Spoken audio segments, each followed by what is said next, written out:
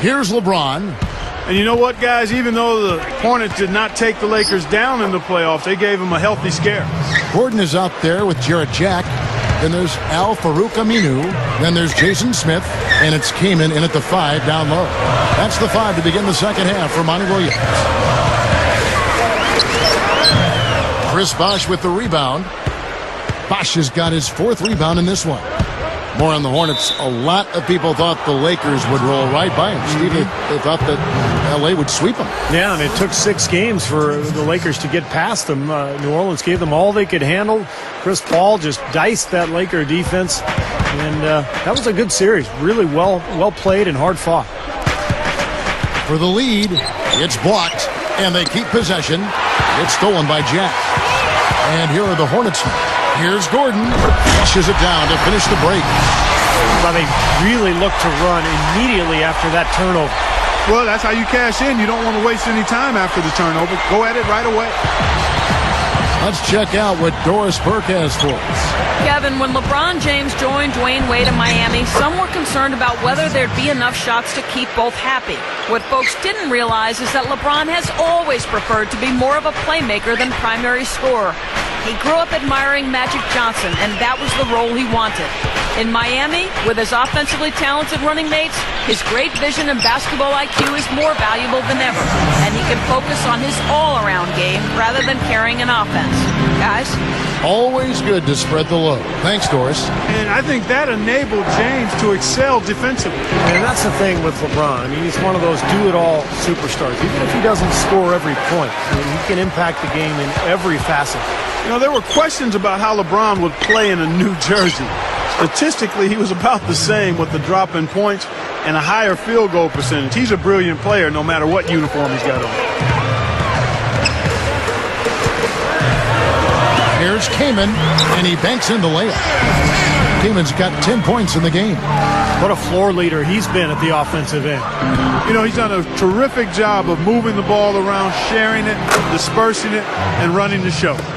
Talking more about LeBron's stats, you're all over it, Clark. Steals, assists, blocks, rebounds, all look the same way they did in his last year with Cleveland. I guess, Steve, the difference is he played with another superstar. In fact, 2 if you put Bosh in there, and it was something that he was really aiming for, and it paid off. Yeah, LeBron was never concerned about numbers. It's always been about winning, and I think he wanted to find some teammates that he could pair up with, and give him credit. I mean, he found a great spot in Miami. He's got a lot of talent around him.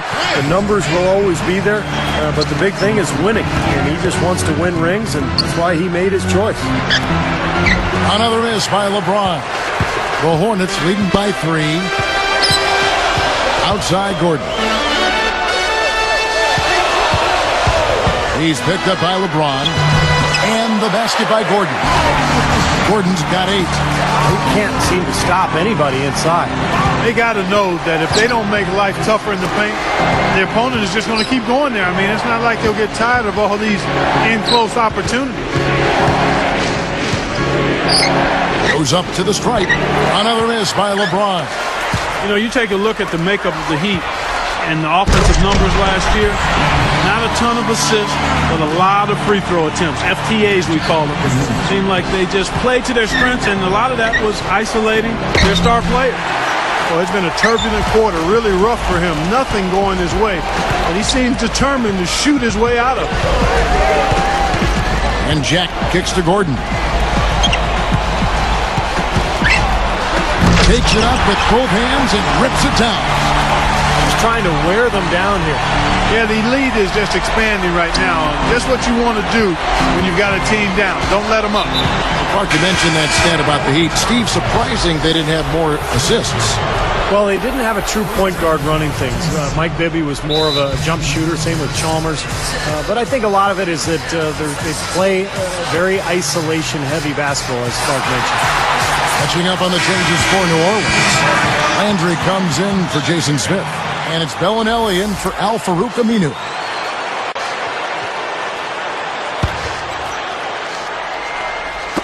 Poke loose and stolen by Kaman. Well, that's a really slick move to come up with that steal.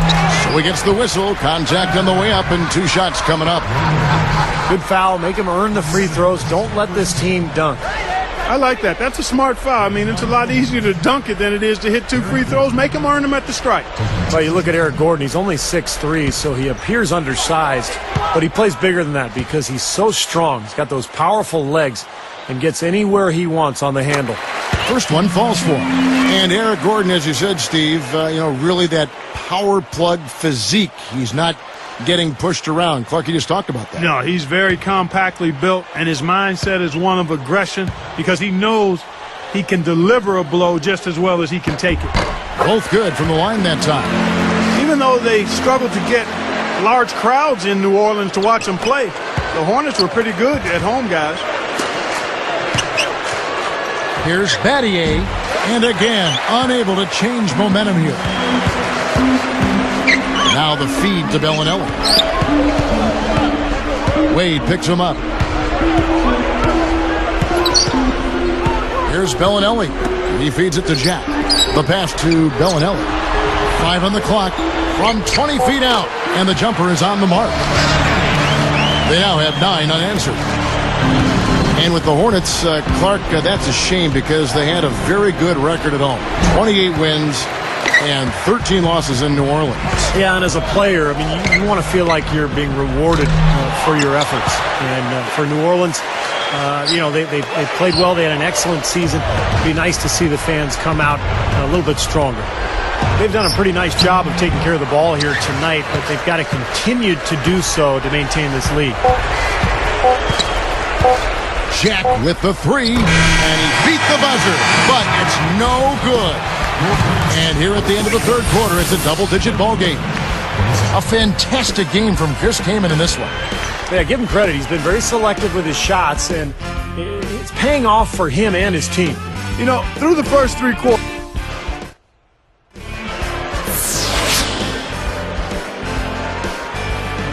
Now, while we've got a moment, we're going to send it over to Doris Burke for our Spark of the Game, presented by Sprite. Doris? Well, Kevin, our spark of the game in this one, the stretch by the Hornets.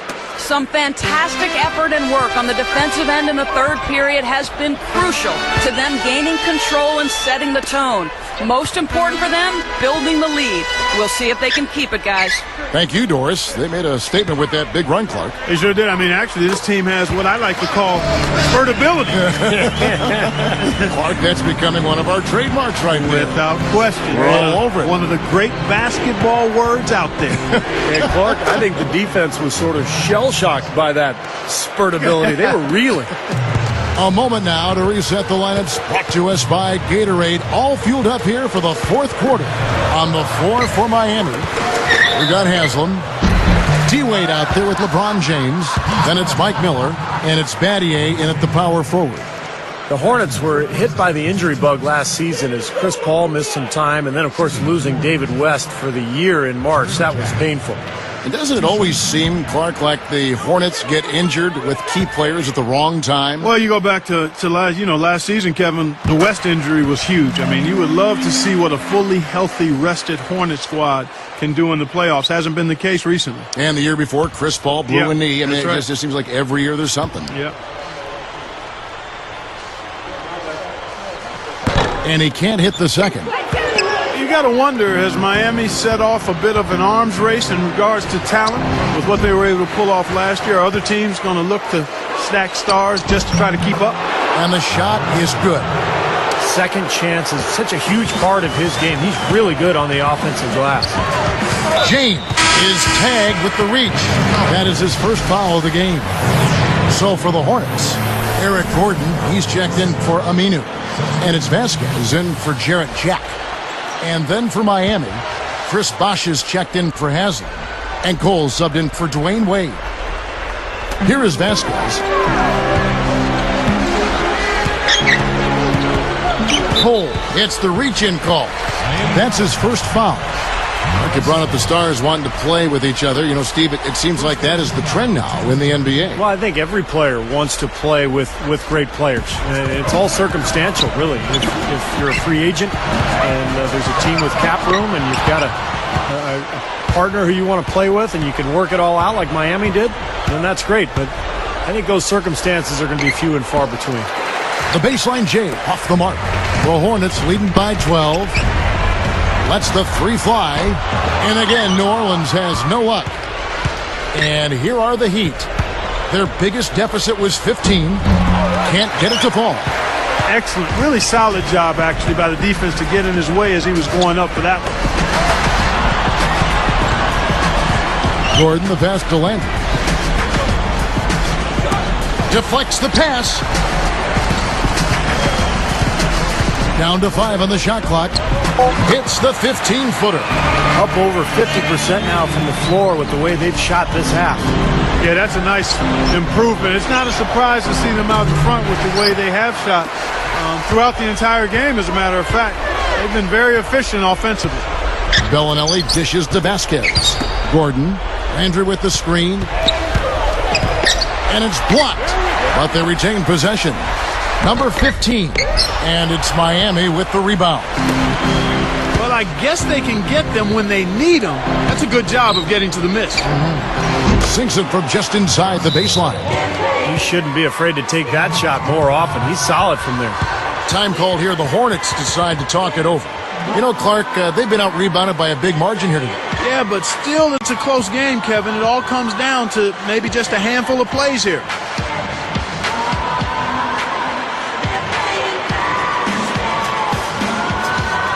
Doris Burke has an update for us. Doris?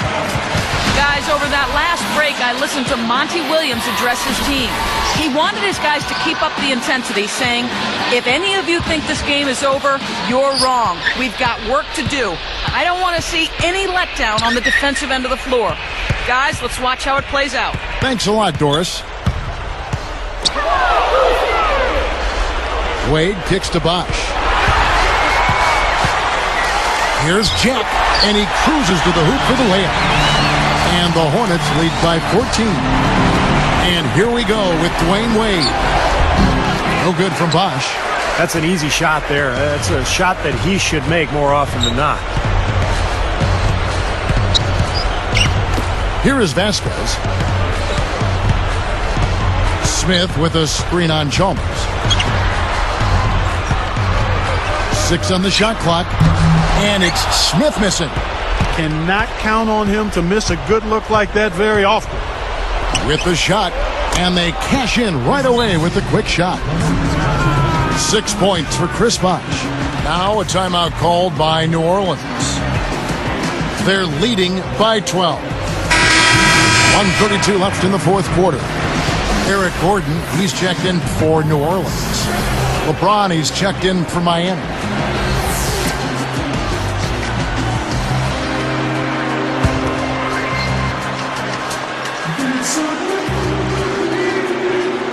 Here's Jack. Wade is covering. Here's Jack. Wade is covering. He kicks it to Kaman. Picked up by Battier. Kaman fires.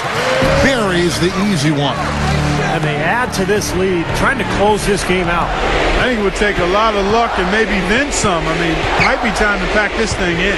Here's Chalmers. Yes, and it's LeBron picking up the assist. Boy, what a great job of getting into the teeth of the defense and scoring in the paint. And that's been their main point of attack. I mean, get the ball deep and try to score from in tight rather than rely on their outside shooting. I mean, that's a more consistent way to score it. Take it inside. Nice shot by Smith. And I think that may do it here. They're trying to put the nail in the coffin. Well, just adding to the lead as we approach the final buzzer. But they'll get another chance. Here's Wade and another basket for Miami. Man, is he hard to defend. When you play him one way, he'll just go the other.